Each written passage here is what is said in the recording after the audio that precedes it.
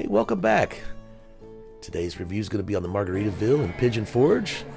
If you're a Parrothead, follow along. If you're not, some of these little terms may not go over with you there, but if no particular port of indecision has left you to a Margaritaville here in Pigeon Forge, well, welcome. I am proud to say, as I was telling this lady right here, Why don't you take this? Okay. Sure. And go up the second floor. We'll have some. back in 2014, I was part of the 750 people that applied, and only 250 of us actually got to walk through the front door and call ourselves employees of the new Margaritaville here in Pigeon Forge. Something they said never would happen. And guys and gals, you guys know that I do honest reviews, and I talked about not doing this review today because I thought, well, surely he's just disgruntled, but no. I spent many a day and night on that patio right there, looking out that island view. I spent many a days talking to all of you. Maybe you come in from 2014 till I left.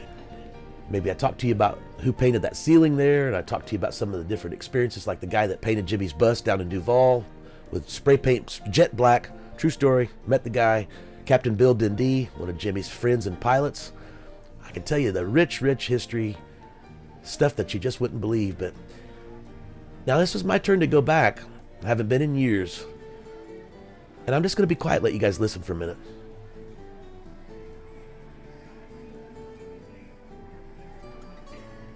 The music you hear is my music. And the audio track that you hear is the actual audio track from inside Margaritaville. Now, they barely had the music playing at all. This place has got an incredibly loud sound system and audio-visual system. I was there again when they were testing it. And I'm proud to say I was one of the only people who knew how to operate the control to make it run. And Jason Edwards, if you ever watch this video, you can verify that that's the truth. So, we got our food, and I'm not even going to show you ours. It just doesn't deserve it. So I'm just going to show you only the one thing. I'm going to show you a Volcano Nacho, as I call it. Yeah, the half of Volcano Nacho. Because if you guys have ever been to a Jimmy Buffett's Margaritaville, you'll know that thing used to feed about 5 or 6 people. And in this case, it looks like it would feed maybe about 2 or 3 of us. Maybe they've cut down in portions. A lot of places have. But when you pay the kind of money that you pay for something like that at Jimmy Buffett's Margaritaville, you expect it to be a huge portion. Legitimately a half of a Volcano Nacho. Usually a nacho would be about to right here. Quesadilla looks really good. So as I explained to the server, that definitely was not the Volcano Nacho I was used to. So she took it away. As we were sitting there looking, we noticed that our plates were quite dirty and had food left over on them. And I know, right, just send it back and get a new plate. But this is Jimmy Buffett's Margaritaville, and I went through the training, and I can tell you guys that even though I didn't serve, I was there for all the servers' training. And I can tell you right now that that's the first thing you don't do is send out dirty plates. Right? So that was what they sent us back out, and honestly it looked like all they did was just add more toppings to it and send it back out, but it wasn't even good. Braden got his quesadilla that he loves, and they used to serve lime crema. Do you remember it? It's real simple to make. Fortunately, and I quote the server and the chef that was working, we no longer make that here. Yeah, I know. I'm thinking the same thing, but you're Jimmy Buffett's Margaritaville. Why would you not serve lime crema when that was part of the original menu? I don't know. Maybe they've changed. But cheeseburger in paradise, it was more like a cheeseburger in Pigeon Forge, and that's all we'll say about that. So we went back down to the retail store. And don't call it a gift shop. They like to call it a retail store, so you'll know.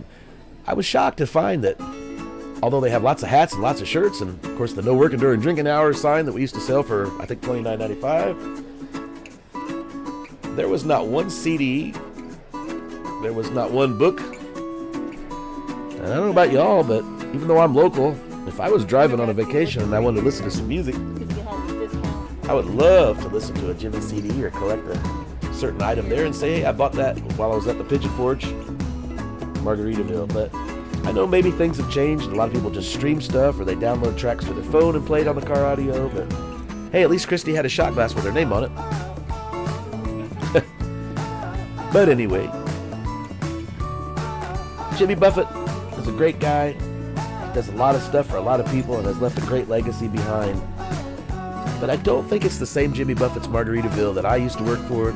I don't think it's the same place at all. I don't think I can ever recap those memories when you'd hear the salt, salt, salt as loud as the whole place could get. You remember. And the trick that goes off about every 30 minutes. Hey, look, behind that door was my old office.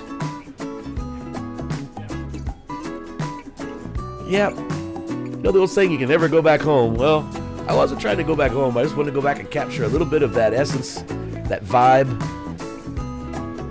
And I just don't feel it in there anymore. Do you guys? Is it just me? Was it maybe just this experience? Or have you noticed that the change of Margaritaville doesn't seem like it's the same place that it used to be many years ago?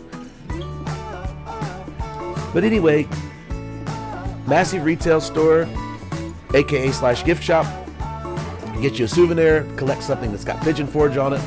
They do have a lot of Tervis tumblers. Of course, they have a Tervis store right there still, I believe, on the island. But they do have quite a lot of product in there for you to browse. Maybe while you're waiting on your food, you can visit the old gift shop retail store there. Pick you out something to take home with you on your trip to the island, Margaritaville. And incidentally, you know, Margaritaville bought out the hotel that's on the island, and then they bought the old hotel at the entrance to the island. Then they bought the one and put it in Gatlinburg. And they even have a Margaritaville campground in our town. Sure do. Menus right out front if you want to go look at the board while you wait. I didn't say you're bored while you're waiting. No, I didn't say that. So you can go look at the menu board. But hey, oh, it's been 30 minutes. No trick. No light show. It's just not working. But you can see the replica of the Hemisphere Dancer, one of Jimmy's replica planes there. The real one's down on display. Still riddled by the bullets from, you may remember the song, the Jamaica Mistake-a. Great stories I can tell you about it. So leave a comment. You want to hear some cool stories? I'll exchange them with you.